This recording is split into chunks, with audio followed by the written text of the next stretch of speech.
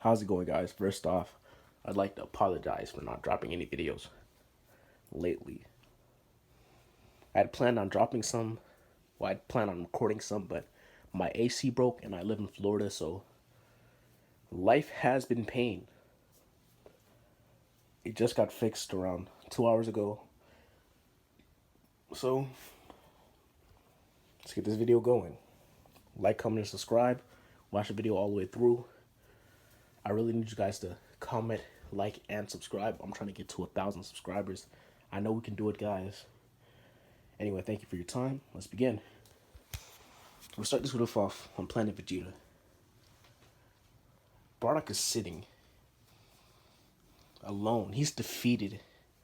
In his home, he's sitting on his couch with his feet in front of him and just staring at the floor with his arms crossed, contemplating. No matter what he can think of, he realizes that none of it will work. He can be as crafty as he like, but Frieza is an existence that intelligence cannot overcome alone. Frieza is an existence of pure destruction and power, and no scheme he can come up with will be able to kill Frieza. Bardock is sitting there in despair. Before he's called by Gine, she tells him that they're ready to send Kakarot off.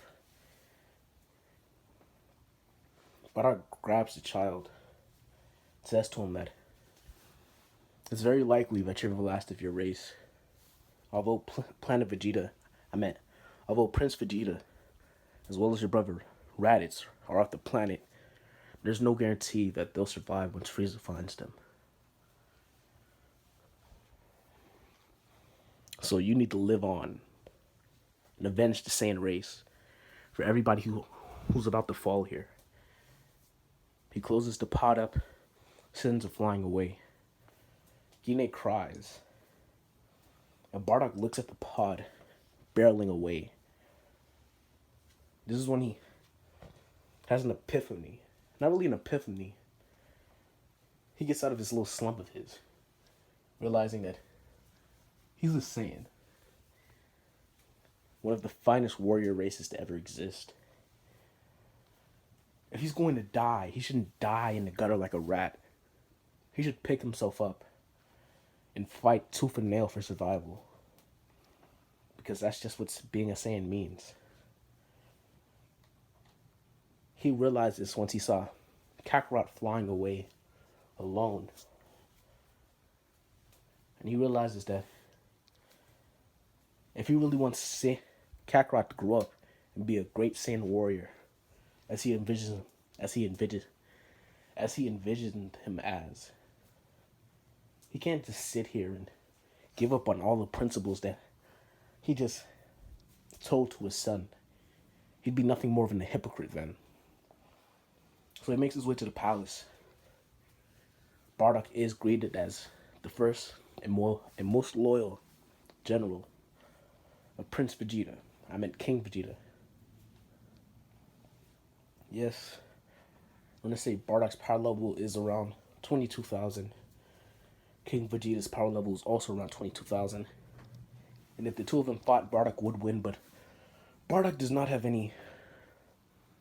He doesn't have any ambitions for royalty or to rule over others.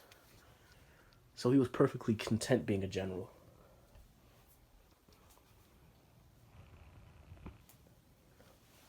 He walks up to King Vegeta, saying that he's going to fight them to the end, even if it does nothing. And he feels like King Vegeta should come with him. Vegeta refuses, saying that it's a battle not worth fighting. It's impossible to win. So he's resigned to just go out with his people on this planet. Bardock picks himself up and calls King Vegeta a coward before flying into the air. He barrels his way through most of the Frieza soldiers. Frieza soldiers. Very reminiscent of what he did inside the episode of Bardock. Instead of Frieza confronting him and straight up destroying the planet, the Dorian launches himself toward Bardock, resigned to kill him now. Bardock sends a ki blast right toward the Dorian, who begins gathering ki inside his hand into a ball, and he thinks he's going to deflect Bardock's ki with this. However, that's not what happened. As soon as the two of them make contact, there's an explosion, and the Dorian's arm is blown clean off, leaving nothing but a stump in his place. He begins screaming in pain, and Bardock begins readying up all his ki into his hands. Well, in his hand, and lets off a spirit cannon with all the strength that he can muster. Of course, this was futile. Frieza calls him a fool and readies his death ball.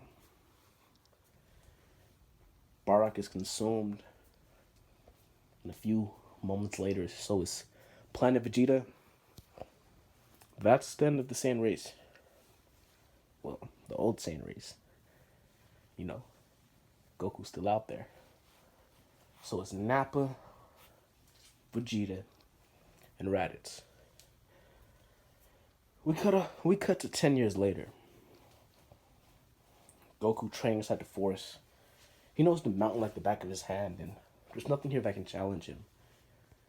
Even the various bandits that come by can't challenge him. And they've resigned themselves to not coming on the mountain at all, after hearing the rumors of this child with freakish strength just beating the shit out of everybody who comes up there with evil intent.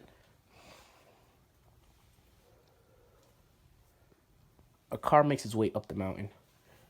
Goku walks up and stops the car. He doesn't get hit this time because of all the traffic coming through the mountain and him actively stopping bandits, hoping to find somebody strong. He probably knows what the car is at this point. Bulma makes her way out of the car and says to Goku that she's here for a Dragon Ball. Goku blatantly refuses, saying no as soon as he realizes what she's talking about. And she tries to offer him everything, which he swiftly refuses. Upon making her way to his home, she realizes something in the distance. Entangled inside the trees, not too far from Goku's house, is Goku's old pod. She makes her way there and completely forgets about the Dragon Ball for a moment. She manages to get the door open, and after seeing all the technology inside, she doesn't understand any of it, but she is very, very intrigued by this. She goes back to Goku and says, "What's that over there?" Goku walks up to her and says that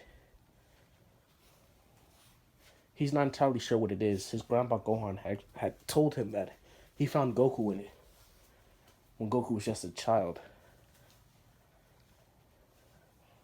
So, Bulma says that she'd really appreciate it if she was allowed to stay here and study it for a little bit. Goku actually agrees, seeing as he is pretty lonely on this mountain. He spends literally all of his time training. He trains even more than usual, because with him actively defeating bandits rather than ignoring them, more come to the mountain, and stronger bandits come to the mountain every time, and he actually gets pretty excited for these events. There was even some guys with red logo on their chest trying to recruit him into some army, but he's not really interested in that. And a short guy with a dog and a pretty lady also tried to sway Goku, but he wasn't interested in that either. As soon as Goku said no, of course they attacked, but they weren't really a threat. But he was pretty impressed by their machines, who had actually been able to take a couple of his hits before they were destroyed, although he wasn't serious. This caused him to train harder, with excitement and anticipation on his mind, thinking that eventually there'll be somebody strong enough that he can't even beat. This excites Goku, because he's never had a fight with somebody he couldn't beat. So he trains more and more to not be overcome by whoever comes to fight him. And that's been Goku's life ever since the death of Grandpa Gohan. When he first transformed into an Ozaru, Goku was really childish at this point, and although he was a high-class Saiyan able to control the transformation, he had actually gotten kind of freaked out and flailed a bit around and accidentally killed Grandpa Gohan. He's been regretting that day every day since. After around a week at the ship, Bulma realized something. Goku had just got a transmission. Raditz over the radio says, "Kakarot, are you there?" Kakarot continues yelling his name. Bulma goes and gets Goku and asks, "Who's Kakarot?" He says he's not sure. She tells him that his pod is connected to someone. So Goku goes and checks it out. Says, "Hello, do you know me?" Raditz says, "Of course I know you. I'm your older brother. How the hell wouldn't I know you?" Goku says, "Older brother? I don't remember having one of those." A bit later, they continue this conversation with him, insulting each other and basically not getting along. Eventually, Raditz puts this to the side and tells Goku that he'll be making his way to Earth within around a year. And he's coming to come get him because they need his help with something. And Raditz says that if the planet is not dead by the time he gets there, he's going to beat the shit out of Goku. Goku tells him to bring it and says some not so polite words, with the transmission then cutting off.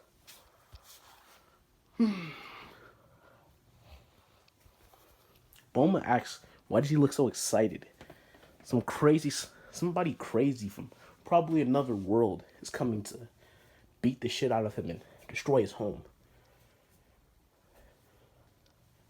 Goku says that he'll never allow whoever that is to do that, even if he claims to be his brother. And on the off chance that he is his brother, he's probably just like him. So he must be pretty strong. Bulma calls him insane. Goku doesn't respond to this. And he says that during this time, he's going to be training. Bulma's fine with that and asks if he wants to come back to her house on Capsule Corp. Back to her home at Capsule Corp. Goku is hesitant at first. She says that she can probably make him something that'll make his training a lot tougher to get him even stronger.